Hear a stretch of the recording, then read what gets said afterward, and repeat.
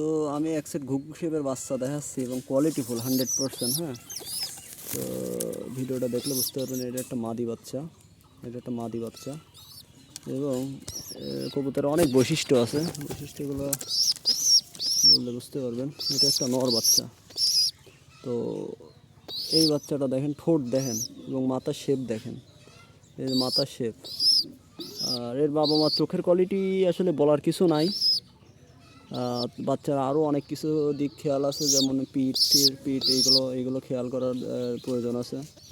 হ্যাঁ, বর্ডার, যে আসলে এই বর্ডারটা কেমন, পাটা কতটুকু লং, এই জিনিসটা হলো সবচেয়ে বড় বিষয়। যেটা কবুতরের পা কতটুকু লং দেখেন, এবং ঠোঁট কতটুকু লম্বা দেখেন।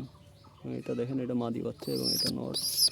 তো বাচ্চা দুটো আজকে নামালাম, ওর বাবা মা ডিম দিয়ে দিয়েছে, যেহেতু একটা ঝুড়িতে থাকে ওর বাবা মা, এই জন্য আর কি বাচ্চা দুটো নামাই ফেললাম ইচ্ছা না থাকা সত্ত্বেও।